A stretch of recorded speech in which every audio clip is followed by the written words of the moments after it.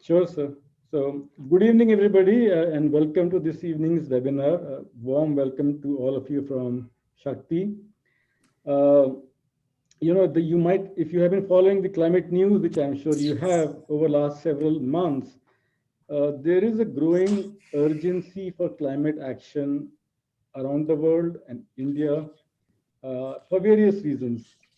Partly it's because of the various extreme weather events which we have seen over the globe in India, in Uttarakhand, in Texas, and elsewhere. And then there have been other various international factors. We saw China's pledge to achieve carbon neutrality by 2060. After Biden got elected, the first decision was to readmit US to the Paris Agreement. Uh, and in the recent weeks, there has been a general intense debate in Indian media specifically on what should India do as part of its long-term climate policy.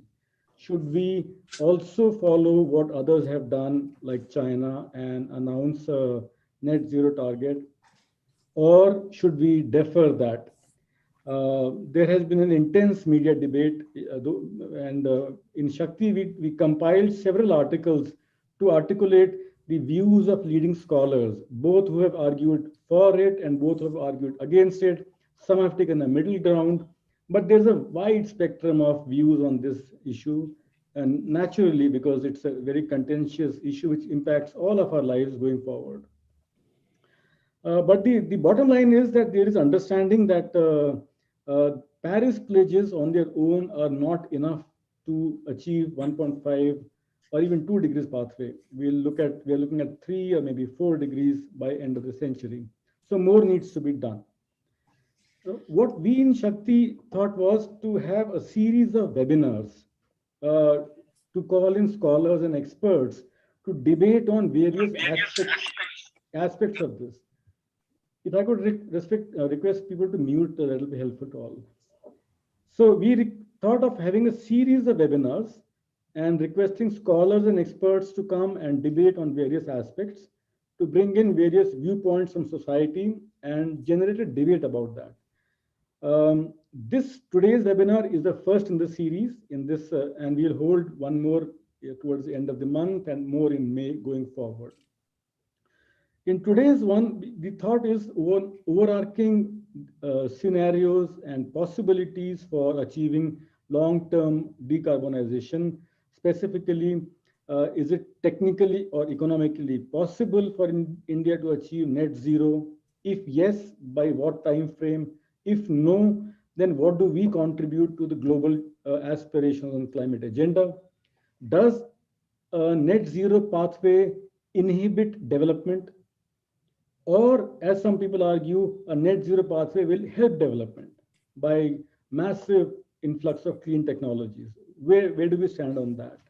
What about equity? What about the issue of CBDRs, which has been core of India's thing, and many more such issues. So in today's event, we requested a few distinguished experts to talk about this. We requested Mr. Suresh Prabhu to give us opening remarks. Mr. Suresh Prabhu, who is MP of Rajya Sabha and India's Sherpa to G20 and G7, and also former Minister of Railways, Commerce, Industry, etc., and someone who knows this subject really well. And we are particularly privileged that he used to be on Shakti's board before he took up the positions in the government. So thank you so much, sir, for agreeing to our request to join this meeting. I know you are pressed for time, so I will request you to give your opening remarks, and then I will request after that, I'll go on to our other panelists, which include Navroz, Arunabha, Rashmi sir, Shloka, and Chandrabhushan. So with that, I'll request Mr. Suresh Prabhu, please. Over to you, sir. So thank you very much, Anshu. And I'm glad that, as you explained, this is a dialogue, deliberations, to exchange ideas, to come to some sort of a sensible thinking over a period of time. So it's a very good beginning, and I'm very happy that Shakti is doing it, because I remember me and Jamshed were the two promoters of Shakti Foundation when it was formed as not-for-profit company, with the two persons who signed it. And also glad to see Arunabai here, who, in fact, I am the founding chairman of CEW, and Arunabai doing a great job taking this forward. So I'm very happy that you organize this program. Actually, luckily, thanks to President Biden initiative, climate change has come back again into focus for right reason. Otherwise, for some time, in the earlier administration, it was in focus for wrong reasons. The US had walked out of Paris Accord, and it was challenged whether climate change is a reality or not. That's old thinking. And in the predominant, some lobbies in the US and other places, we ought to keep spreading this false propaganda that climate change is not a reality, it's a hoax. So this is what was a prevalent mood for a long time. And now suddenly we are seeing that President Biden is not only taking it seriously. In fact, next week, there's going to be Secretary Kerry will be here. And he has appointed such a senior person, former Secretary of State, long-time senator, the presidential candidate as his envoy. So that shows the seriousness of it. Also, there's been a lot of action. The other day, I got a WhatsApp message from my friend, very senior minister in Saudi government. On behalf of the Crown Prince, he sent me a message about how they are taking initiative for reforestation. Unbelievable. Huge initiative. So that is another important thing. Europeans are really working on it. In fact, the proposed president of COP26, Alok Sharma, was here in India. He's my old friend. I had a long chat with him. And he's also working in his own way to put this issue back on where it really deserves to be and trying to take a lot of action on it. So there is some positive developments. As Anshu mentioned, that Paris Accord, where we want to put some ceiling, or rather not ceiling, but we should not allow a temperature to rise beyond a particular level, 1.5 or whatever, then the question comes in, how to do it? It's a good idea because scientists always said that we should not allow it to go beyond 2. And then when you say 1.5, it will definitely spill over to something else. And therefore, it's a very good thing. But how do you do it? And it's not a new debate. It's an old debate. That once you agree that a particular level of emissions had to be capped globally, then somebody or the other will have to take a burden of it. Somebody will have to pay for it. And the question was who should pay for it. And this has been a politics of climate change going on for a long time. Paris Accord, in a way, realizing that this is too difficult an issue to be addressed, put it in a different perspective. And many times, as the negotiators always know, that a detail, devil is in the detail. So this is the problem, is the fine print is very important.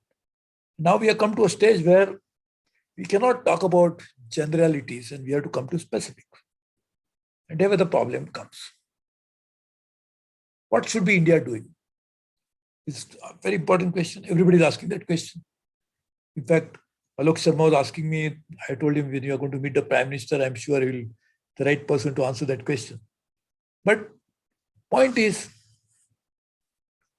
if India decides to do anything, it has to be well thought of strategy. You must understand the consequences. And you should do everything that is possible, but you cannot commit to do something which is impossible. And I'm very glad that Arunabha has come out with this very interesting paper. Very good. I think it's a very timely paper. So goes beyond rhetorics and goes into specifics. Because ultimately, the emissions come from some sector. Emissions don't just happen from nothing. So whether from transportation sector, from building sector, somewhere or the other it is coming from. And if you want to reduce those emissions, to come to zero, we'll have to actually get into that issue as to how that sector is now going to transform so that those emissions will go away. That's how we'll go to zero. And before you go to zero, as is pointed out, of course, there's a peaking. Peaking has to happen. From there only we'll go slide down and then come to zero. So it has to be a practical approach, understanding whether it is possible. There's nothing wrong in committing, and that will be the disaster. See, in the climate change, I have been, at least from 1998, COP4, I have led India's delegation as an environment minister. It was in Buenos Aires.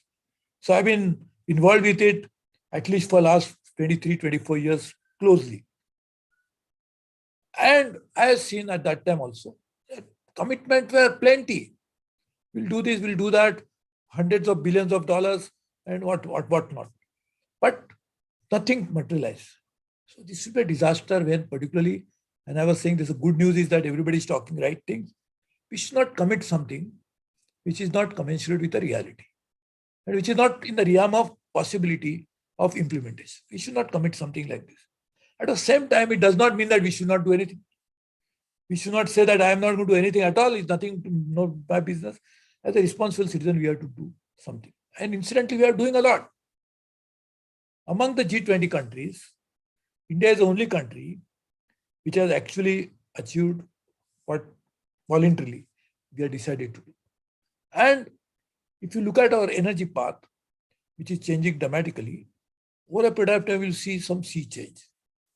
Now, there are two key elements to this. One is energy intensity, other is carbon intensity. Now, energy intensity in India's economy has been improving considerably over a period of time. It is not recently. It's not just because of climate change concerns alone, but many other reasons, including one of the reasons is, of course, inefficient infrastructure becoming a little better. So, getting into the commitment part as to how much we'll achieve, as rightly done in the research paper that is submitted by CW, I think we'll have to go through the end users of it and find out how they will be able to change their own usage of energy, how will they be able to reduce their emissions, and what cost it will entail upon them. What is the financial cost? What is the social cost? Economic cost is something which can be evaluated. But social costs are very difficult to judge. Then there will be huge cost on that. For example, I'll just give an example, which is not today's debate, but I'm just giving an example. One of the greenhouse gases is methane. There was a thinking some time ago, still there, I'm not saying it has gone, that dairying is a problem. So we should stop dairying. Other aspect of that is when you store water. I think Arnab, you correct me if what I'm saying is right or not. I'm just speaking as I always do. I'm just based on my memory, and all of you are experts, so please correct me if what I'm saying. Water, if it is stored, is also emits methane. So when you are talking about getting into hydropower, which is the best, not the best, but better way to generate energy than at least fossil fuels. And all of it cannot be done through pump storage. That you cannot say, why do you want to store it? You can do it pump storage, or you can do it from run of the river. You can say that, but not always possible. So if you go for that, there's another methane gas issue. So question is, there's a social angle to it. Dairying, energy generated from hydro and other things. So we have to be very carefully examine it. We have to be first definitely doing more than what we are doing, no doubt about that. At the same time, we should try to commit something which is possible to be implemented. And in a setup that we have, see, we cannot actually, we are seeing today that in Maharashtra, government has announced, I think Bhairavi still lives in Maharashtra. I think I think so. I'm now luckily I'm in Delhi, but Bhairavi is still stuck in Mumbai. And she'll tell you that today there has been an uproar. The traders are saying we are not going to follow your lockdown. Whatever happens. They're given 72 hours to the government of Maharashtra. So you cannot enforce something by force. So you cannot say that I am going to reduce my emissions, I am going to send army or police and paramilitary forces to implement it and enforce it. Is it possible? So therefore, we have to find out what is the best way to do. Then 2050, for example, and I'm not talking any numbers. Today is a general discussion. So I'm not deliberately saying something which is from the, and I'm also participating in it purely in my personal capacity and talking about it as just a general uh, co-panelist amongst all of you. See, another thing is that in just 2050 or 30 years from now, there could be some phenomenal technological innovations and advancement. So that could change. No doubt about that. So, but today's known ideas, known technologies, what can we do? You should try to do it. And therefore, I was suggesting, in fact, I've been saying this for a long time, not today alone. And I, in fact, talked to Alok also about it. And I've been talking to many other friends now. In fact, the other one is coming from France in the next few days. So I've been talking to many people globally, including G20. I'm discussing this. I'm saying, why don't you do like this? Let the world come together, the best of the scientists. They came together for UNFCCC. Why not you create a similar organization for working on some of the technological breakthroughs which can change the dynamics of the emissions and also related issues. And to do that, bring best scientists, let them work together, develop technologies which should not be covered by IPRs. So automatically that can be used on a wider scale. It can improve it considerably. Everybody will benefit. So here we are talking about politics by putting ball from one court to another court. You do more, I will do less, and therefore is going on. So rather than that, if you do something like this, it will be a paradigm shift. So technology will bring in a lot of changes. And we don't know exactly what kind of technology will be developed in next few years. And in fact, if the past is any guide, then every decade throws up some huge surprises, phenomenal changes. So I think if those changes happen in energy sector, it can be game changing. And therefore, I will give an example of Saudis, who are actually the biggest beneficiaries of this present ecosystem of what it means. In fact, there's a very interesting article I read yesterday in Bloomberg, very interesting, about how Saudis' rise happened thanks to the oil. But Saudis are thinking from another angle. They are saying, why not do for sequestration? Why not go in for forestry? I mean, whether it works, doesn't work, I'm just talking about their ideas because they shared with me. I'm just also talking about it. But there's another possibility, which I don't know whether Arnaba you considered while you prepared this, the dynamics of it. The CCS can be a game changer. And I personally have been a strong champion of CCS for a long time. Though even I was a power minister and I dealt with these issues. And even by power minister in 2000 or 2002, I think, 2000, maybe 2000, 21 years ago. At that time, I was talking to people. I said, what is wrong in this? And there was a lot of, again, as we always happen, we are saying, why have this? I said, what is the problem? Let us try. Because we have to try everything possible. Something will work, something will not work. But sequestration, capture is a good idea. So that changes the entire thinking about the source of energy. And so that again, then storage, I mean, all that we know and we discuss. I don't want to tell you such an enlightened crowd about issue that we already know. But I'm just saying, before we make any commitment, that commitment should be backed by reality and also possibility of implementation. And we must have implementation plan ready. Why I'm saying this? Because I've seen, and therefore I was talking about Buenos Aires COP4, this is going to be COP26. I've seen that commitments are plenty. But reality is that those commitments are never honored. We'll find out different reasons for it and not doing it. So I suggest we have a cool thinking about the issue and come out with good ideas about it. Another good news is, really a good news, is that even all the 20 countries in G20 are really thinking about climate change very seriously. In fact, the G7, which will happen in June, last week of June in UK, where our Prime Minister has been invited, I'll be going. I am telling you, even they are thinking very seriously. Of course, C7 countries are also part of G20. But G20 is very, very seriously thinking about it. And in Osaka, G20, which Japan hosted, Japan presided, There was a 19+1 formulation on G20 on climate change. First time 19+1, because all 19 countries are opposed to the US at that time.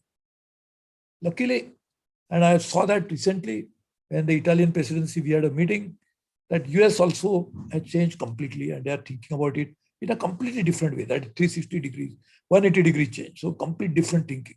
So it's a good thing. But I suggest that globally, there is a renewed focus on climate change. All the right things are happening, like we say, the right planetary position for climate change. Rahu, Ketu, everybody is coming in the right houses, I think, hopefully. So therefore, when it is happening, and if you want that now it's the right time for a marriage, then let us choose the right partner. Let us not make a mistake of giving something promising, like you tell, I will do anything because I want to get married at any cost. Rather than that, let's work on a proper, well thought out, practical, implementable, realistic proposal. And we must be able to then communicate with the rest of the world, because every other country is expecting, please commit. So commitment is very important. Like the parents will always tell the girl and the boy, get married soon. Whatever happens, get married. But that's a good idea, get married. But then what happens after that is also important. So let's not do into commitment which are not possible to be implemented. So I suggest we work on cool thinking, work on this strategy. I'm happy that Arnab has prepared a paper. There'll be many others who can contribute. I think Anshu Shakti should take a lead into this. I think Shakti provides the strength, Shakti, power. So I think we should try to work on that. And hopefully we should try to have, as you correctly said, and I'm very happy that is not the first and the last seminar or the webinar, but will be many more. And let's keep discussing this, keep bringing people together. And I hopefully that is what will lead to ultimately India taking a right position, which again, I repeat, would not mean we'll do nothing position, but we'll do definitely more than what we are doing today, but we'll do something which is possible to be implemented. And that will be my understanding, my key message. I think that is what we should try to work on, try to work in a way. And again, parallelly, I repeat it again, I know I'm repeating it many times, I've done it in the past.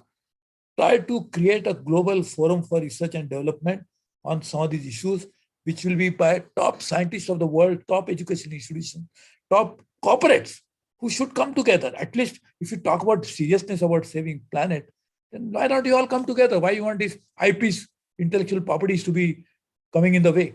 So work on that. That's the best way to address it. So I think, Anshu, you invited me for the first. I hope you'll invite me for others, rest of the programs, so that I'll be able to learn from my other colleagues and friends who are far more intelligent, far more knowledgeable, far more experienced than I am. So I am still a student. In fact, I continue to be a student doing my PhD on climate change. So Arunabha must teach me how he completed his PhD so soon. My PhD is like India's old 5-year plans, never get completed. So I think we work on all these issues together. Thank you very much. God bless you all. I will have to leave a little early today only because I have to attend other program. But I would continue to be engaged with all of you for times to come. Thank you very much. Thank you so much, sir. Thank you very much for your remarks. And you obviously bring in decades of experience in this sector and a lot of practical knowledge, which often academics like us tend to miss. So thank you so much for giving a very practical and realistic view on this issue. I understand you are pressed for time, but would you have time to take a couple of questions from the audience? Yeah, please. So I'll request people to please pose a couple of questions. Yes, Arunabha. I'll jump in. Thank you, Anshu. Thank you, Mr. Prabhu. As always, you get to the heart of the matter. You have said very clearly, the right position is not the same as the do nothing position. So my question to you, because you have said this on many previous occasions as well, is, how does India become part of that tech development? And this, this platform that you're suggesting, several years ago, you were very intimately involved with conceptualizing the International Solar Alliance, which India then spearheaded. Some of the disruptive technologies that are going to come forward, in my opinion, will be around of course, storage you mentioned, but even more so around green hydrogen. What would you suggest to not just the Indian side, but to say the G20 uh, partners, because India will also hold the G20 presidency in 2 years' time. How can India bring together some key set of countries around these disruptive technologies? Because the West will say, look, innovation will only happen if that IPR is protected and that's the incentive. So, what's the different model you would propose to them? And do you see India as taking that, or potentially could take a leadership on something like hydrogen?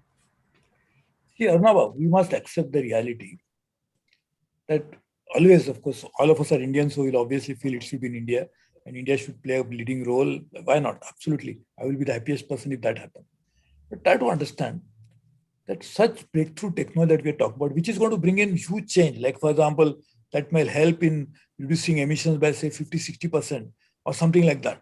That kind of technology, because we don't want incremental changes here and there, which doesn't really make any sense. If that kind of technologies would need a lot of collaborative effort. The materials people will have to come in. The people with energy knowledge will have to come in. So all kind of people will have to come in. It's not just one. And then again, I was mentioning materials because, see, the biggest challenge that we are not even discussing in climate change space is the materials. Where are the materials available in the world to actually for people to live on those for a long time to come? We can come to nanotechnology, whatever. Still, we need some kind of material. So now, of course, alternate materials are emerging. When I was in Korea some time ago, and I was shown some breakthrough ideas. So I think what we really need is a collaborative effort, because we have to bring in different kind of disciplines together. Now, just imagine our limitation, because we cannot claim to be, because just imagine our patent filings. Look at our intellectual property right in terms of as related to other countries of the world. So I think we can take a lead in becoming part of that chain, and we'll not do everything, but we can contribute by one of our strengths we have is human resource. So we can deploy our human resources into top class institutions, because even if they have the infrastructure, they have the other resources, they will still need human resource. So we can deploy human resources into that. Over a period of time, we'll see that because those human resources will then actually be able to develop something on their own in India over a period of time. But today, I think collaboration is very key. We'll have to work with all the countries in the world. And I think for saving climate, we should not bring any politics other than that into this. Geopolitics is very challenging in the world today. In fact, very difficult because of the geopolitics that is emerging, that countries can collaborate. It's a reality. And even climate change, when they go there, you cannot say that they are coming there forgetting rest of the geopolitics as to how I was dealt with by some other country in some other forum. They are bound to come up. So this is very, very difficult today, that I gave you all the good news about how the climate change is becoming, again, the fashion and the passion. But at the same time, the geopolitics outside of climate change space is changing and has changed so dramatically over a period of last few years that it will be very difficult to bring in the kind of alignment that are necessary for making it happen. So India should be content with becoming part of this overall process, in which not necessarily we'll do everything together, but we'll become part of that. In any case, there are global supply chains, global value chains, which are already there. But on research and development, the kind of chain that we require is not there. We have manufacturing chains, we have supply chains in services. And the Bhairavi runs the business so efficiently of the supply chains in services by bringing everything together, logistic put together. But I think we need to put together a possibility of working on how can we work in a way that India will become integral part of this entire research and development process. That is very important. Thank you, sir. I'll take one more question from somebody in the audience if somebody is interested. Yeah. May I, Anshu? Yes, Rajiv. Yes, It's just a complimentary question to Arunava. This idea of a global collaborative R&D effort is intuitively very appealing, but in today's compromised geopolitical environment, what is your reading of the US-China divide in geopolitics? Do you think that climate can actually overcome that and bring the two together? No, this is absolutely right. That's what I was saying without mentioning any country, that geopolitics is changing so dramatically and already changed considerably. So I think we'll have a big problem on that. This, in fact, if you mention in the US and China, they are in fact the biggest uh, powers in science and technology. They are the highest. They file maximum patents. Ahead of even China is filing more patents than even Japan now or Korea. So I think both of them are the important P2, not only in political frame or economic frame, but also in science and technology space. So we'll have to get both of them on board in any case for making this something like worthwhile like this happening. But it is definitely going to be a challenge that when you talk about science and technology, people try to pull their resources together. Geopolitics will play a role. But I think there again, I'm saying that's why it's a question of all the civil society and public opinion of the world rising, in which people must say that we are also going to die. If we don't act today, it's not going to be the Chinese citizen or the Indian citizen or the American citizen. All people are gone. So why not we therefore save? And in fact, that's the only hope. And this is again, I'll tell you, 1998, I led India's delegation for the first time. First thing I met, that was the Menem presidency in Argentina. First thing, there was a lady, I forget her name, who was the Minister for Environment on the Argentina, was Environment Secretary as they call it. And she told me, what do you think? Because I was relatively younger than what I'm the old man today, older than Raju, who looks as a gray. But I told that time her, I said, what do you want? What do you think should be done? I said, the first thing, as a youngster, you are asking. I said, I don't know what youngsters are thinking because I don't represent them, but I can tell you something, that create a strong public opinion, which would be forcing the leaders to act in the right way. In fact, if you look at it, last presidential election in US was dominated by Corona, COVID, and economy. And as even Bill Clinton said, it's economy stupid. So since then, US economy, in US elections, economy is always playing role. But you'll be surprised that climate change also played a role, despite two such strong, overwhelming issues for actually playing on the minds of the voters.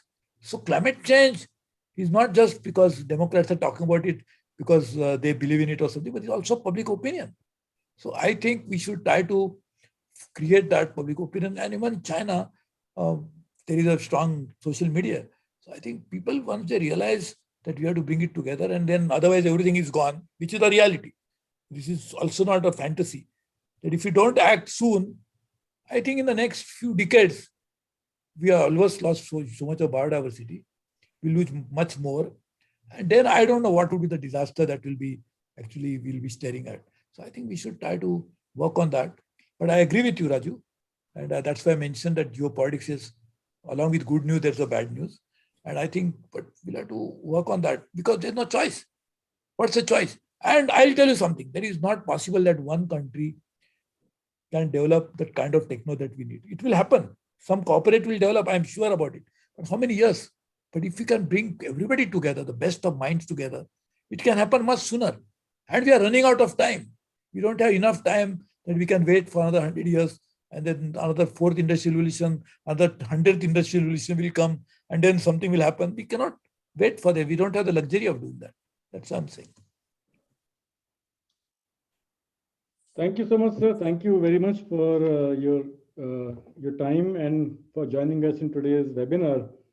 As I said, this is a series of webinars, today being the first, and we'll keep you posted.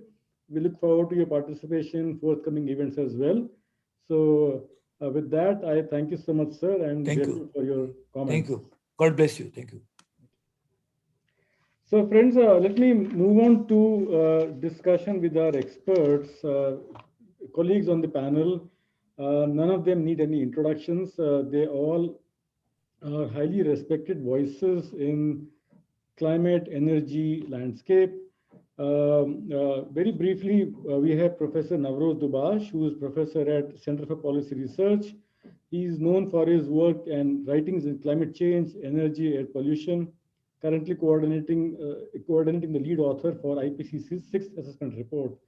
Navroz recently published a couple of articles in Hindustan Times where he argued that net zero announcements are hollow pledges and we should instead focus on a near-term action. So that's his position. Arunabha is the founder CEO of Council for Energy, Environment and Water, CEW, someone who has been very vociferous voice in clean energy landscape, actively involved in conceptualizing ISA, and co-chair of several important committees, including the one on India's science, technology, and innovation policy. Arunabha and Vaibhav recently published a report, as Mr. Prabhu mentioned, which was a nice analytical work building upon a very nice framework of Kaya's identity to look at the interplay of energy intensity, carbon intensity, and GDP growth rate. And they highlighted the magnitude of challenge involved in this transition. And he also recently published an article in Financial Express articulating the same view on this subject. And one important point he mentioned was that India should have a peaking year, talk about peaking and then about net zero. Mr. Rashmi is distinguished fellow with TERI and a former special secretary MOEFCC. He was India's principal negotiator for climate change in several meetings of the UN framework, UNFCCC, and also my respected senior colleague in the IAS. So welcome, sir.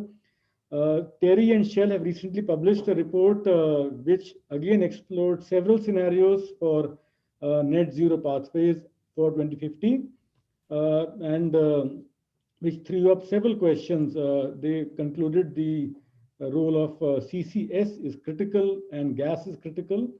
And sir, you recently published an article in Hindustan Times where you argued that net zero is technically feasible, but extremely challenging economically.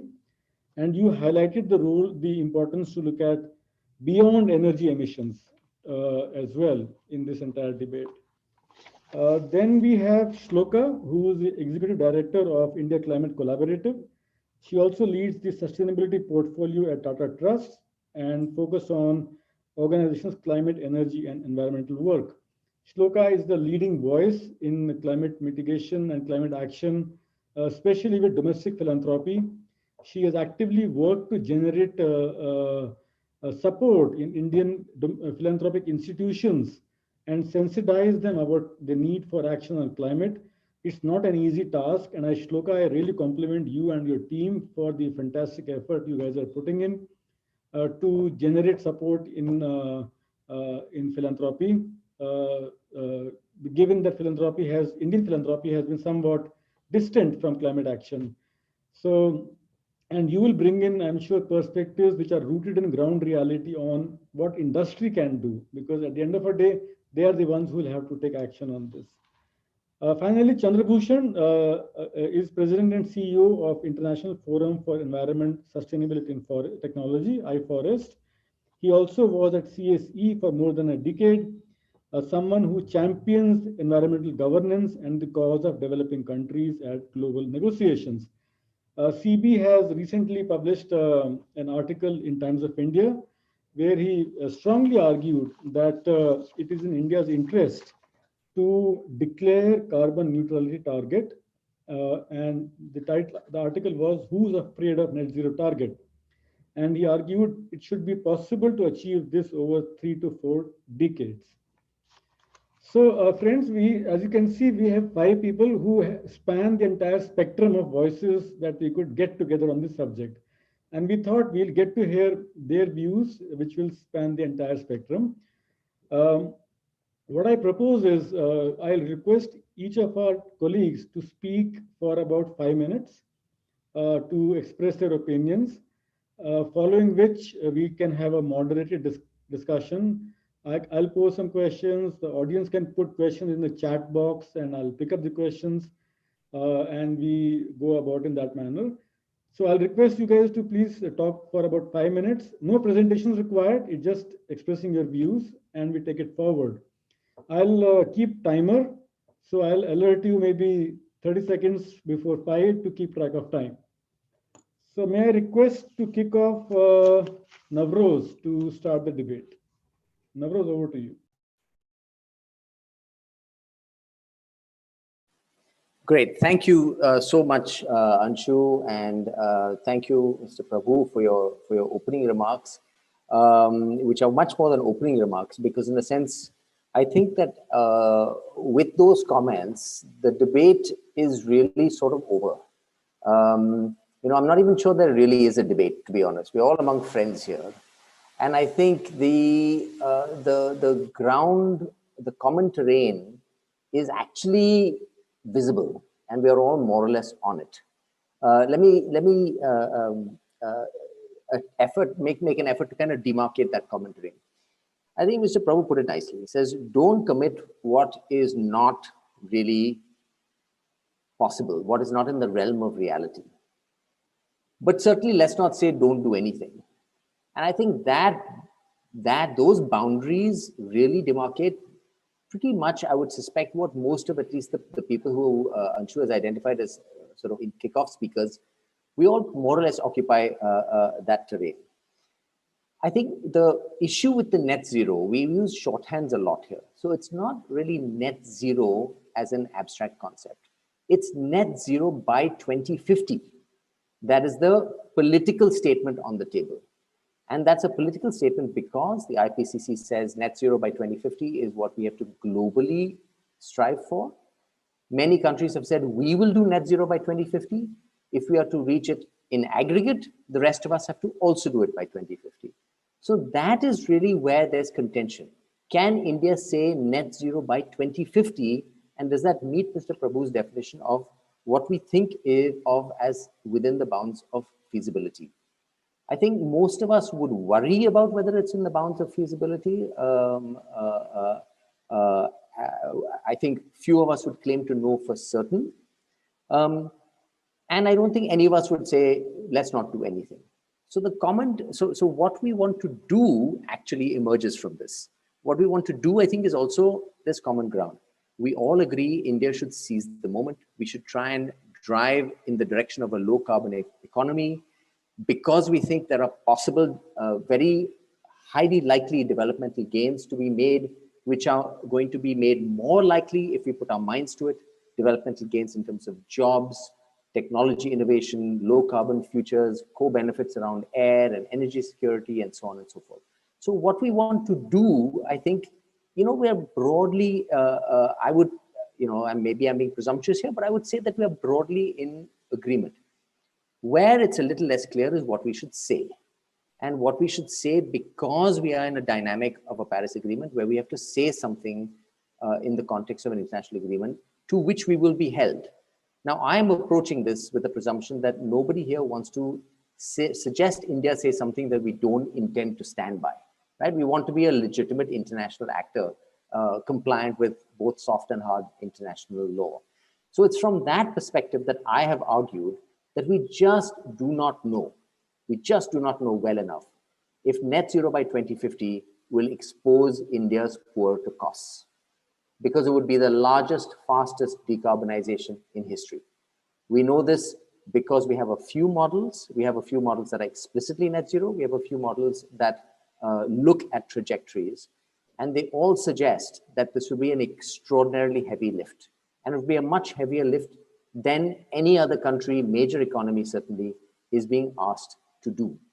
And so I should also add a caveat here. Anshu summarized what my op-ed said with reference to the headline.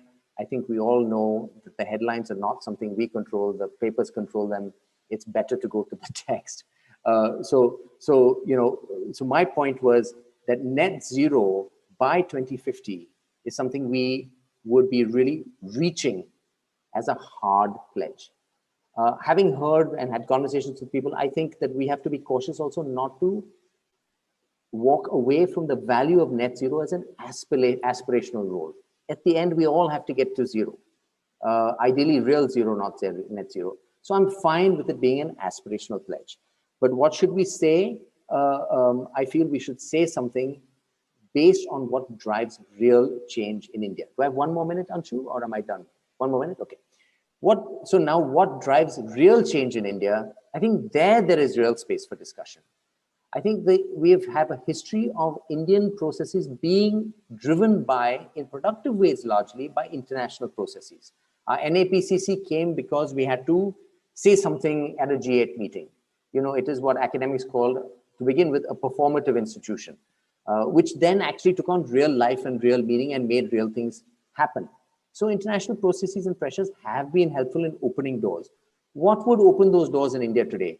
My own feeling is that our policymaking establishment, our research establishment, our industry establishment works well around sectors. We have sectoral epistemic communities. We know that decarbonizing electricity requires not just net zero stories, it requires stories about coal, just transition, discom financing, bailouts, etc. We need a level of granularity that allows us to have that story. That's why I think the most productive NDC pledge should be around sectoral pledges. That's whether we should be as concrete as we can.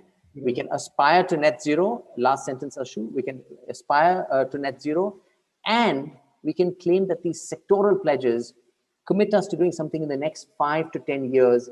And that actually makes us more ambitious because we're much more concrete in what we're saying. So I don't think we need to be shy about those as something substantial we're bringing to the table. Thanks. Thank you, Navroz. Thank you so much. I'll request Arunabha, please, to share your views. Thank you, Anshu, and thanks, Navroz, for setting us off. As Navroz said, we are within those boundary conditions of, don't commit to something that's impossible and not doing anything. We are all somewhere in the middle of it. But I wanted to just approach this slightly differently, because now that, in the last 2 or 3 weeks, we've had, a huge amount of conversation going on through our respective articles and others, many others, on this issue. I am a little worried, and I'll tell you what I'm worried about. Number one, I am worried about us making commitments without that kind of analytical base, without understanding what it all means, which is why all these different studies, etc., are necessary. And we have to do a lot more as well. That's one part of it. But there's another part of it. The other part of this is that once we realize that something is difficult, that we should not impulsively, instinctively, and when I say we, I don't mean the epistemic community on this webinar. I mean the much broader court of public opinion that Mr. Prabhu was referring to, that we don't default to a therefore we shouldn't do anything, and therefore the ball lies in some other court. And we've played this table tennis match for nearly 3 decades since the FCCC was first drafted, of whose responsibility it is to act. So how do we frame a narrative that is both consistent with something that demonstrates that India is acting, and acting in fact disproportionately in a sort of climate leader kind of way, but at the same time frame the narrative that this is not just in our interest as a country, but that we need to do this because it's not about the energy transformation, it's the economic disruption. Just to quote somebody who tweeted out our report, and he tagged it as, "This changes everything. Baad mein mat batana bola nahi tha." Right?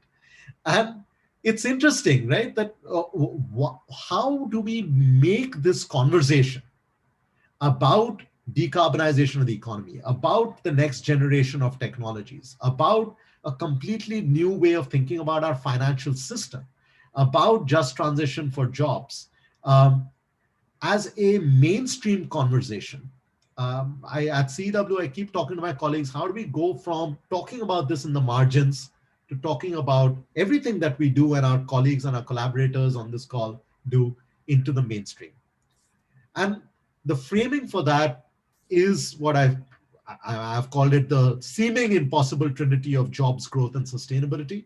But is there a way to keep measuring every policy measure every sectoral target, every state-driven initiative, every central government initiative through those filters of, does this create new jobs?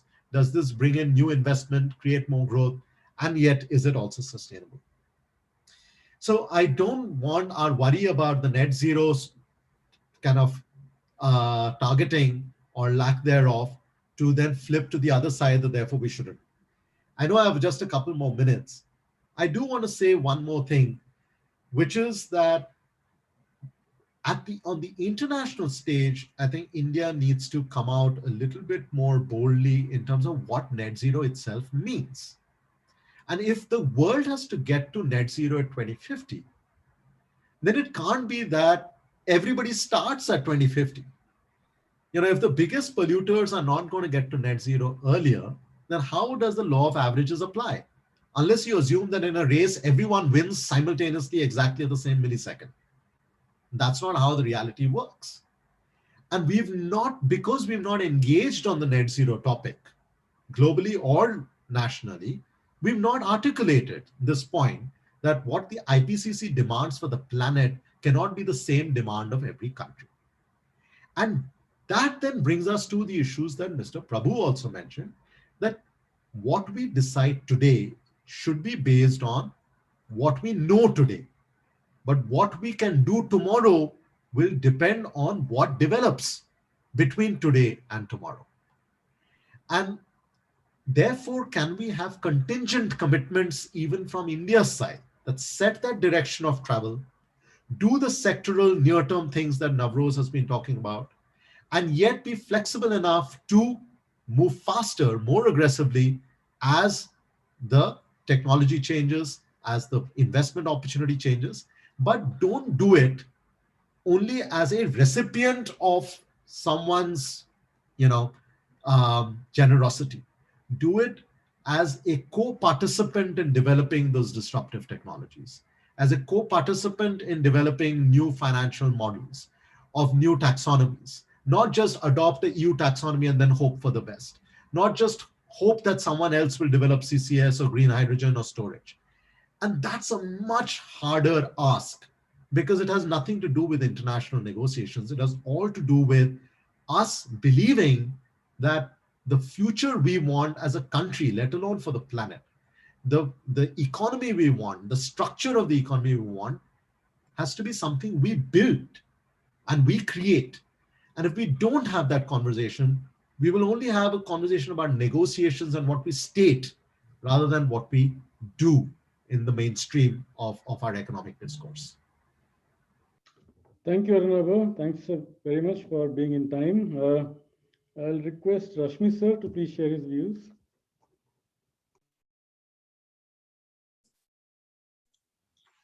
Thank you, Anshu. Thank you very much. It was a pleasure listening to Navroz and Arunabha. They have expressed their views very forthrightly and in a very interesting manner. I will begin with what you had said in the beginning. You said that there is a need perhaps to look at net zero scenario by 2050, perhaps because the commitments made so far fall short of the requirements of the emissions reduction, the extent of emission reduction, which should be achieved. Now, it's indeed true. The other part is that this entire momentum, this concept has gained a momentum and a life of its own because the Americans are back in the game. In fact, the concept of net zero is not new. This was there on the table for the last 3 to 4 years. And Europeans have been talking about it. But somehow it has acquired a renewed life because the US is back in the Paris Agreement. But the US is suddenly now talking about net zero. So should we also start talking about net zero, and the entire world should start talking about it with the same degree of emphasis and intensity? So back to your question, the NDCs are inadequate. Indeed, we fall extremely short of achieving the emission reduction targets. In fact, the NDC synthesis report, which has been brought out by the UNFCCC, puts the point very efficiently and effectively, that the total impact is not more than 1%, whereas the IPCC expects it to be almost 45% by 2030. So how do we go? Can we achieve this if we have a net zero target by 2050? Or can we, does it really bring that momentum into the emission efforts of various countries? So my take is a little different here. I have always felt that target setting, because when we talk about net zero, we are talking not only about international commitments, we are also talking about domestic emissions trajectory here. But unfortunately, the entire climate change debate, gets caught in the, this international diplomacy. Everyone is being pushed by the other in a kind of competitive scenario. So we are here in the field of international negotiations when we talk of net zero. We are not talking of a domestic. We have so far not talked of a domestic strategy. We have actually not evolved a strategy so far. The NDCs of India talk of only 2030. The only two the modeling studies which Arunaba's organization has done, and the other one has been brought out recently by Terry Gilshell, they do look at this entire scenario in a certain limited perspective. But generally, everyone has looked at the emission reduction efforts in 2030 terms. And so my own feeling is that we need to intensify our efforts certainly towards emission reductions, but in a time frame which is manageable for us. We can't actually see so far into the future that we can make a commitment right away here. So what do the studies tell us if we are forced to look at 2050? Now, the Terry and the Shell study, you have mentioned this, it's a forced scenario. And the scenario says that if we are forced to adopt certain expensive technologies, it's certainly technically feasible, but only with massive efforts in terms of CCS, almost 1.3 billion tons of CO2 emissions, which will still remain residual in the system, which will have to be captured at a huge cost. Now, who bears the cost? Not only of CCS, but also of scaling up the renewable energy from 450 gigawatts, which Prime Minister has committed. It has to be scaled up to anything in the range of 7,000 gigawatts by 2050. Now, who foots the bill? Do we have that required investment? Do we have the required technologies? And collaborative effort in technologies, Mr. Suresh Prabhu was talking about. It's indeed important for a collaborative platform on technology to be formed. But who are the leading technology suppliers here? Will they agree to form a technology collaborative platform like this just for the sake of climate change? Or will there be a cost involved here? Or will there be some other conditions attached here? I mean, we are all talking about border taxes very soon. They're going to happen. So question is, we have a challenge of technology, we have challenge of finance. So the best that we can do at the moment is to express our higher ambition in terms of a long-term strategy, which includes not just energy, not just coal, not just CCS, not just hydrogen, but the entire economy. And this is what India's NDC is about. It is about emissions intensity of the GDP. It doesn't talk about energy system or net zero carbon. So carbon is one of the possible ways in which we can look at climate change, but that's not the only way in which we should look at this. We should look at the entire economy. And therefore, we should have a long-term strategy, which, I'm just going to close it now. So the question is of a long-term strategy, which we can formulate in either near term, and we can scale up our ambition as part of that long-term strategy at sectoral level, as Navroj has said. Thank you. Thank you very much, sir, for your comments. And I'll request Shloka to please share her perspectives. Shloka, over to you. Thanks, Anshu. And I'm going to build on the. So please post questions in chat box. Some questions have appeared. I'll pick them up after this discussion is over. Yes, Shloka. Thanks, Anshu. And I'm going to actually sort of start with the two hats that you mentioned that I wear. I'm also going to try and build on a lot of what my fellow panelists have spoken about. So let me put on the corporate hat first. And Anshu, if we run out of time, I'll bring in the Indian philanthropy and adaptation piece maybe later on. But as a representative of Indian corporates, as an ecosystem enabler, our goal really at the ICC has been to build that domestic traction around climate change. So you can imagine how existential a question something like net zero is for us. Is it going to set that ambition amongst investors and funders? Is it going to ignite those crucial sectoral transitions? Is it going to fill in those ecosystem gaps or mainstream the conversation, like Arunabha said? Or is it really just going to blow up in our face? And I think the reality, as you can well imagine, is a little more complex than these two binaries. So in terms of emerging or disruptive sectors like EVs or renewable energy, alternative fuels, we need more policy stability. We need economic signals that do encourage a green transition, to encourage more players to enter, to invest, and to innovate. I know what an important role signals like this play to the stakeholders that we work with. But net zero may, by 2050, as CEW's research suggests, may actually be more of a burden on the economy than a booster. So we do need to find a commitment that walks that tightrope between supporting innovation and growth and actually being achievable. I think most importantly for ground level action, it's really the steps that will accompany the net zero commitments. So much is needed for this. Just to give you a few examples, you can choose literally out of a hat, DISCOM reforms. We need to reform the agriculture sector, waste management. We need public transport upgrades. And these are things that even aside from climate, we've not managed to do. What Navroz calls the low carbon development pathways. Take air quality as an example, right? The EPCA, or the Environmental Pollution Prevention and Control Authority, was dissolved. It lapsed, unexpectedly a couple of months after it was formed. So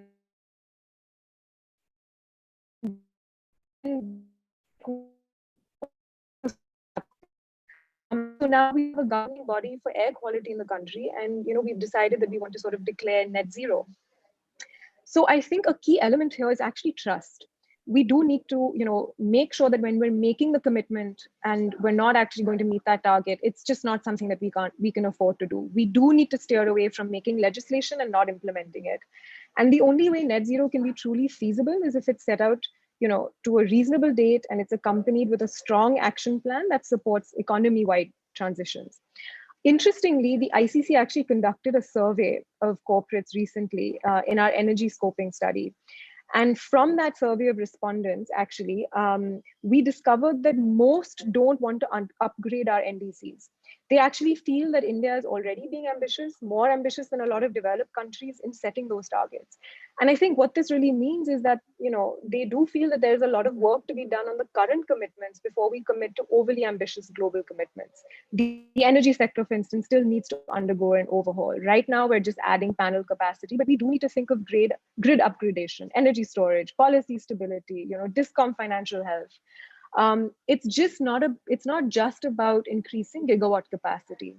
So ideal long-term targets are meaningless without realistic short-term actions and a roadmap to build towards those targets. I think this is something, all of us sort of agree on. The last point that I want to make here is a key point about collaboration, which the Honorable Minister brought up, and I can't emphasize that enough. Sectoral transitions are a roadmap, and I think a must to enable a collective vision for pro-climate reform. Collaboration is really an important part of this process in order to enable that knowledge sharing and best practices. I think really net zero is not a climate conversation. It's about agriculture, it's about our cities, it's about industry, it's about transport, it's about how we will transform the power sector. It touches everything. And it needs to come to a point where organizations who don't work on climate change start talking about it. How much are we really working with development sector experts, social sector experts? How much are they talking about it? And how do we work to mainstream that? So working collaboratively is really a key factor here. And of course, it's going to bind India in a long-term trajectory. There's nothing that could be more important. So this year or this moment is actually very ripe to establish connections with those we haven't yet. Anshu, how much time do I have left? Otherwise, I'll just pause here and hand it back to you. 30 seconds. I'm going to give you those 30 seconds and hand it back to you. Thank you very much. I'll return back to you in some of your panel discussions. CB, over to you. Thanks, Anshu. I think stage is set. I agree with Navroz that as far as big picture is concerned, I don't think there is a difference between all of us. I think the difference is on emphasis. Okay. I come from a perspective that, today everyone is saying we do not know enough. But in 2015, we knew that mid-century decarbonization is part of the Paris Agreement. Okay. For 6 years, and I think Mr. Rashmi made that point very well, that this debate was already there. It's just that we were not prepared. We refused to participate in the international debate. Thanks to Anuradha and Terry, we have 2 models. But what stopped government of India to do multiple models, to understand what we can achieve by 2050, 2060? So my approach in this entire debate, Anshu, is that I think for 30 years, we have reacted to what others have told us. We haven't created our own agenda, what we want. Okay. And that's why I said, the time to be afraid of international negotiations is over. Okay. If India really wants to play an important game, be an important player, then let's play from the front foot. Okay. We have played on the back foot for a long time. And that's how I'm approaching this debate. And therefore, I have in my article very clearly said that the debate of net zero is not over. And I think the debate has just started. And we need to put a framework under which India should agree to discuss net zero and bring global consensus on that. Everyone thinks that there are 120 countries who have agreed on net zero. That's not true. These are pledges. I don't think these countries have even done analysis to understand what net zero means to them. Okay, we don't know what it means to them. I'm expecting a whole lot of African countries do not know what it means to them.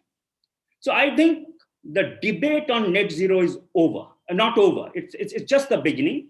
And India needs to put a framework around which we should be discussing net zero. And I have pointed out 5 in my article. I will add 1 more today. I have said it has to be built on self-differentiation. It has to be flexible. And I think Anuradha made that point that you will have disruptive technology which will allow us to do things much more quickly. It has to be legal. It can't be that countries make pledge and run away. It has to be rooted in domestic law. That's the 3rd point I have made. 4th point is that it has to be built on NDCs, 5 years, 10 years target. If US is serious about net zero, then it should give a really ambitious 2030 target, and so should Europe. 5th, it should be built on just transition. You cannot have net zero debate divested from just transition debate. They both must go parallel. And lastly, which I have added today, essentially listening to all of you, that it also has to be built around a financial framework. And most importantly, restructuring of global financial system. I think there has to be a extensive reform that needs to happen in a global financial system. Today, the most vulnerable country pays the highest interest rate. Okay, how do you expect Bangladesh to invest in resilient infrastructure if the global capital is going to come at 20% interest rate? Okay, so I think that's another debate that needs to be built. Now, I have gone through both the models. Okay, both Terry model and CW's model. They bring out the effort that is required, and I must say that the effort required is quite steep. Now, all of us who have grown in the last 30 years in environmental debate understand one thing very clearly, that nothing in the world is linear. Okay, if you look at the limits to growth, which we all were educated by the limits to growth, essentially the world is exponential. Okay, so the growth in the next 30 years in any technology is going to be exponential. And we just have to only see what has happened in the past 30 years. Okay, I just collected some data. In past 30 years, Indian cement industry has grown 10 times, 10 folds. from 57 million tons to 540 million tons today at a growth rate of 8%. Okay. Our steel production has grown from 14 million ton to 108 million ton, 8 times in the last 30 years. Our electricity sector has grown 6-fold. What does it tell you? It tells you that as far as growth is concerned, in any technology, if capital is available, if demand is available, if technology is available, I don't think effort is going to be a problem. If renewable sector today grows just at 8%, it will increase 10 folds by 2050. From 100 gigawatt, we will be at least 1,000 gigawatt just at 8% growth rate. We have 30 seconds. So the point I'm trying to make is, though effort is steep, I think we have to think exponentially, not linearly, as far as effort is concerned. The last point I want to make is that while all the models, even across the world, talks about effort and cost, I think a model is only complete when it starts talking about opportunity, benefits, co-benefits, and avoided cost. Just pick up the modeling studies done in this country in the last 5 years. Okay, air pollution cost is 1.5 to 5%, depending on what model you pick up. Extreme weather event costs us $10 billion. Okay, we ourselves, estimate that our adaptation cost is going to be $200 billion every year. As far as heat wave is concerned, the recent World Bank study says that we will lose 1.5 or I guess 2.5 to 4.5% of GDP because of lost labor. Okay, so while we need to discuss cost and effort, I think simultaneously we need to discuss benefit, co-benefit, and opportunity. I think that will make a complete discussion. I believe that India should proactively and confidently engage in this debate. I don't think anyone is expecting India to announce 2050 net zero target. Okay, if China is 2060, I don't think even Europeans are thinking about India at 2050. Okay, so let me end by saying that it is very important for us to start playing on the front foot. Thank you. Thank you, CB. Thank you for providing the very optimistic view on this entire subject. Friends, we have several questions which have come on the chat box. I also have a couple of questions. So and we have about 20 minutes left for this session. So let me do one thing. I'll pose a couple of questions. I'll read out some questions which have come on the chat, and then I can request whoever is interested can pick up and respond to them. Will that be okay? So one question which I have is for everyone's consideration is that, at some point in future, given that the world has to reach net zero, at some point, we will also obviously have to reach net zero. I mean, our emissions will have to be brought down to zero in this century. Now, time frame matters, whether it is 2050, 60, 70, 80, 90, we don't know. But it is a reality. At some point, they will obviously have to be brought down to zero. If that be the case, why not we, and regardless of what that year is, as Arunabha's study pointed out, it will be an enormous transition. So we will have to shift from a fossil-based economy to a new economy in X number of decades. That X could vary from 3, 4, 5, etc. In any case, it's a massive transition. If that be the case, shouldn't we start thinking and say, okay, let's plan, let's think of a transition in this time frame? Would that not be a way to think about? For example, we announced a 450 gigawatt RE target, and the objective of the target was to stimulate action, either policy action or investments by private sector into the sector, and that target has led to action on the ground in terms of solar capacity addition. So should not how is that different from what we are talking about is my question. And second point is on the analytical studies. While I compliment Arunabha and Terry for the two nice studies which came out, should it concern us that on this issue, which matters greatly to India, only two institutions have come up with analytical modeling-based studies in public domain?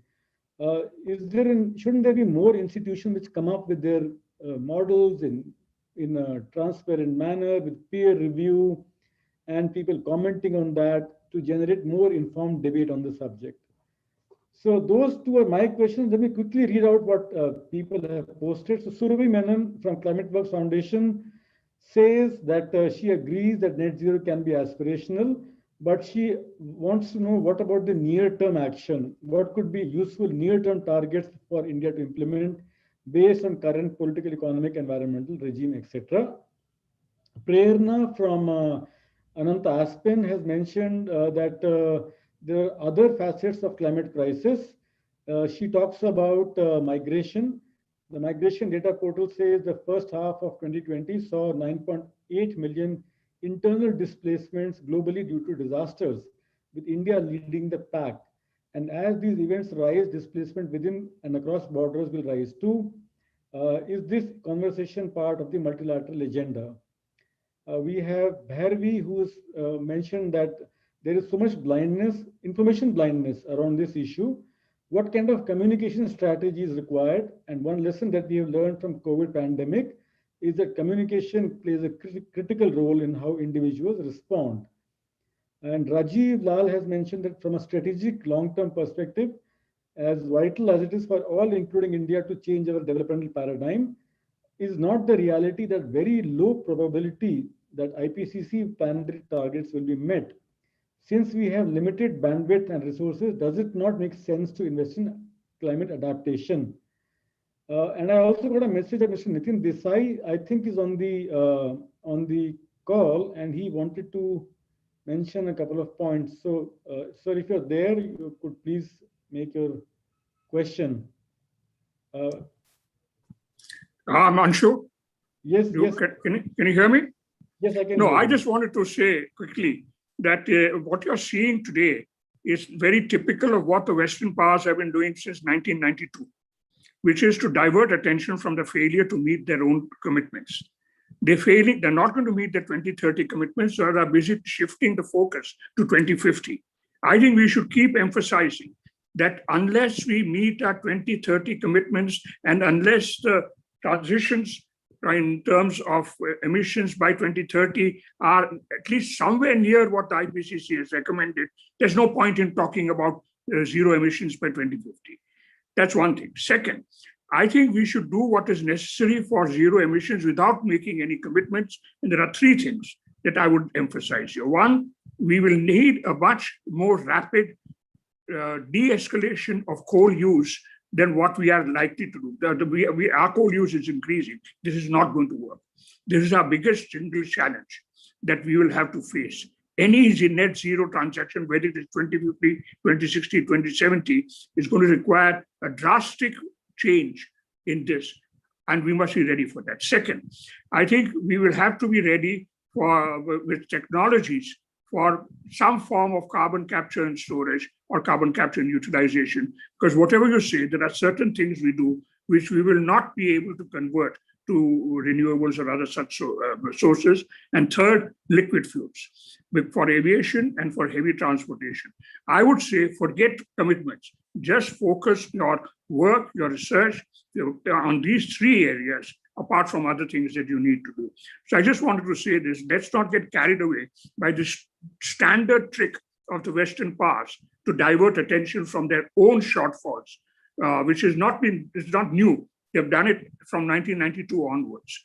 And we should not fall for their game. And we should keep insisting on 2030 as the focus. And without that, there's no point in talking about 2050. I just wanted to leave it to that. Thank you very much. I'm sorry, I don't want to take more time. Thank you very much, sir. Thank you very much for that perspective. So let me turn back to the panelists. I've posed to you lots of thoughts which have come from audience and from me. Would request you to pick up, as per your convenience, anything which you'd like to comment on. We have about 12, 13 minutes left, so over to you. Let me, Anshu, I think there is an elephant in the room that needs to be discussed, okay? Which is this entire thing about equity and CBDR. Okay, I think it is important that the country realizes what is the value for equity and CBDR for us internationally, and what is the value for equity and CBDR for us domestically. Now, while it has been India has championed equity and CBDR for a long, long time, I think the time has come now for us to actually say, what do we mean by this? Okay. What does it mean?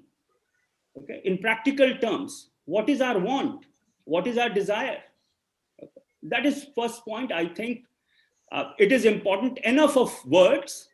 It is important that we talk in practical terms what equity and CBDR means. Till that happens, okay, I think we will have response like what Nitin has.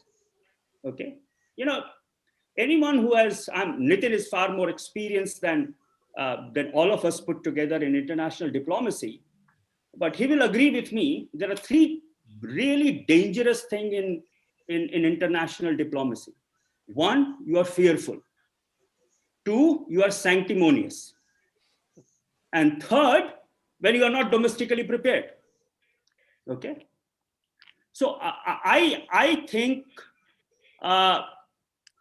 these are some of the issues that we need to address.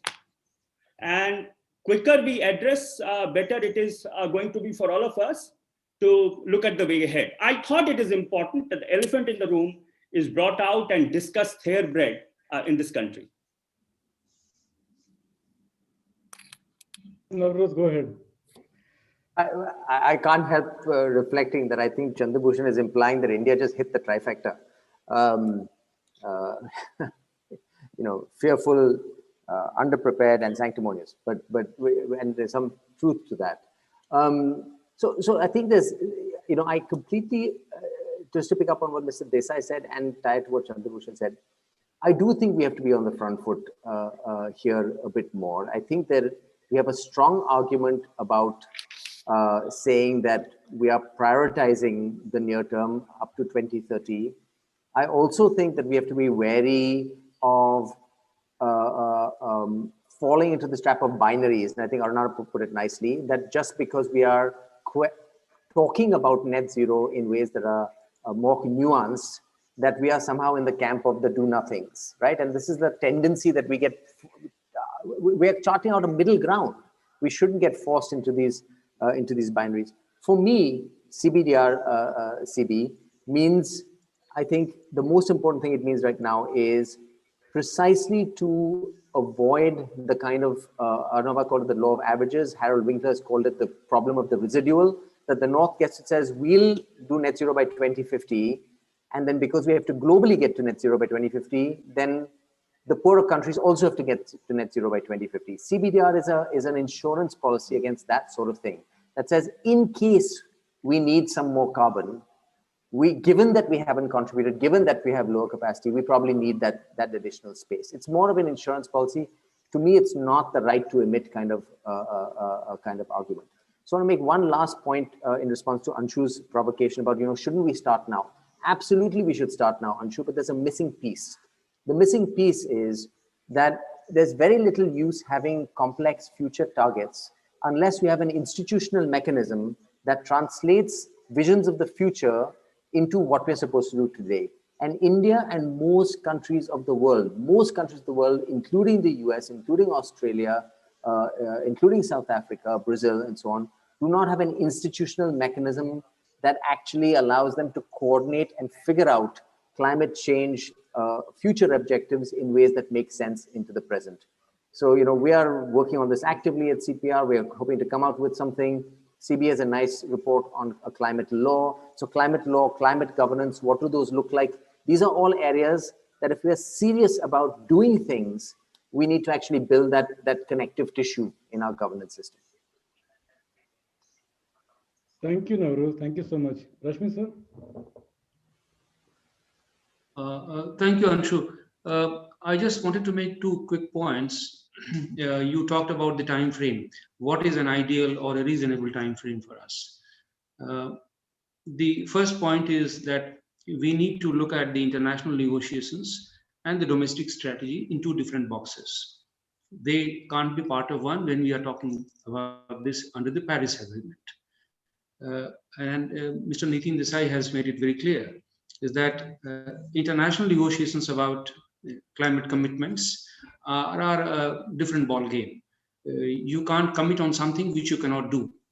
And therefore, we should be very wary of being pushed into this kind of debate on their terms. The terms of debate were actually set under the Paris Agreement, and nobody is talking about that, unfortunately. The terms of that debate are that the countries have to have ambitious targets within a time frame of 2025 or 2030. Now, nobody is talking about that. The countries have fallen short abysmally on that on their commitments. So where is that debate going? So we need to actually emphasize that we remain committed to implementing the Paris Agreement on the terms on which it was agreed. And second point was that target setting again cannot be done internationally. No, that is the whole point about the Paris Agreement. It allowed the countries to set their own targets in a flexible manner based on the national circumstances. So again, net zero is something which is being pushed down your throat without attendant the conditionality is being met. So the short point that I wanted to make was that we need to keep these two separate and allow the domestic strategy to be framed. And there is an opportunity under the Paris Agreement for doing this. Under the Article 4.8 or 4.9 perhaps, we are expected to form a long-term strategy. And that long-term strategy does not have to mention that we achieve net zero in 2050. Everybody agrees on that. So that is an opportunity available to all countries, including India, for doing this. And I'm sure this is exactly what US will do when it meets all the leaders on 22nd April. Thank you, sir. Arunabha, you'd like to make a point? Yeah, thank you.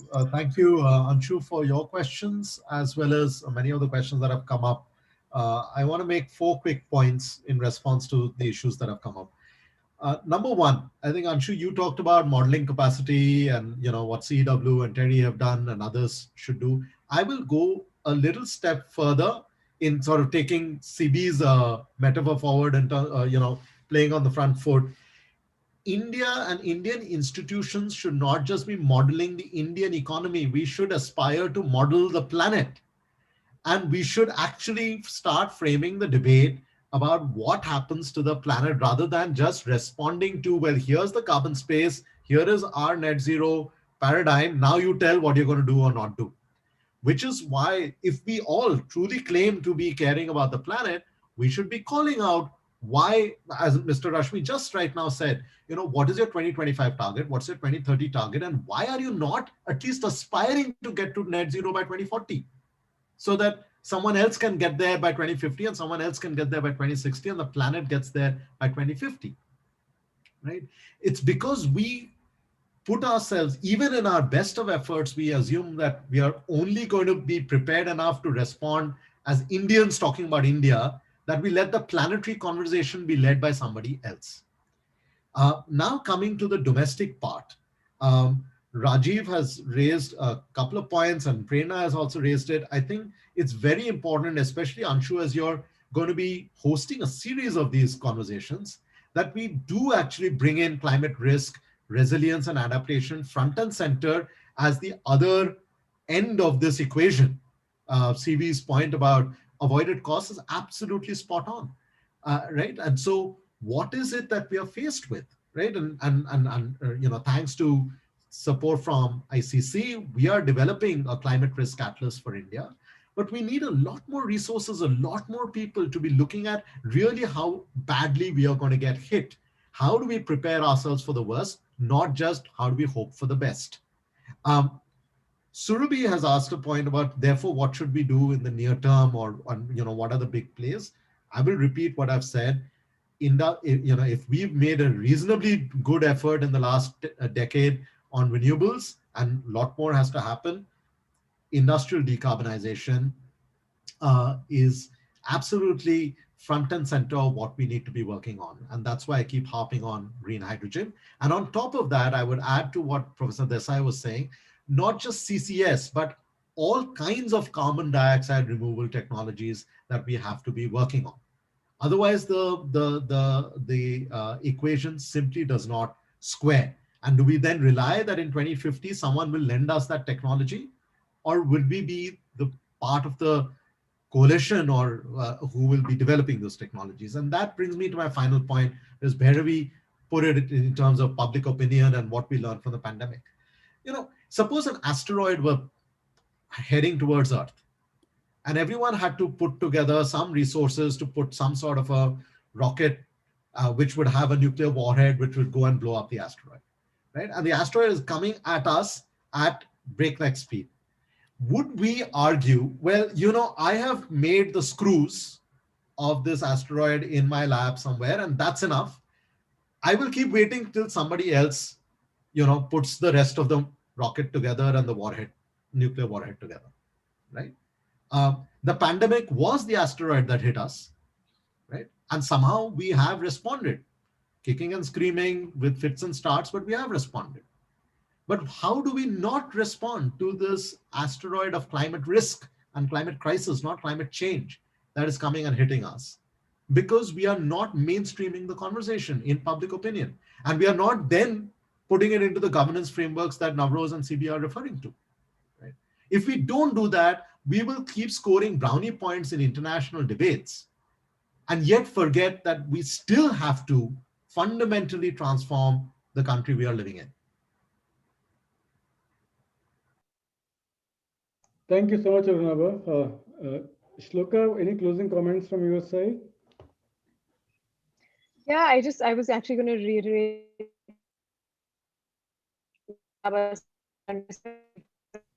Your voice is breaking, Shloka. You can't hear you. I wanted to bring out. Sorry, can you hear me now, Anshu? Is this better? Yeah, I think it's better now. Yeah. Is this okay? I was just going to address the adaptation point really quickly, because I wanted to just bring up domestic philanthropy as well, and just mention in reference to Rajiv's point and building off of what Arunabha just said, that domestic philanthropy has been focused on adaptation. And targets like net zero often fail to address the need for developing nations to prepare for adaptation. It really requires putting sometimes those economic or developmental needs aside, as well as adaptive capacity. And I'm not trying to say that India shouldn't decarbonize. Of course we should, because not doing so is only going to harm us more in the long term. But I think for countries as vulnerable as India, adaptation isn't a consequence of the future. It needs to be planned for today. And this narrative of mitigation, over adaptation has really been historically dictated to us by developed countries without considering that need for developing countries to allocate resources for adaptation. So, India's historic stance of CBDR, which we've just discussed, it would really fly in the face of a net zero commitment that is the same as developing nations. But we can use this opportunity to select a net zero target that really works for the country, ask developed nations to come through on the support that they promised to enable that transition, that $100 billion fund, for instance.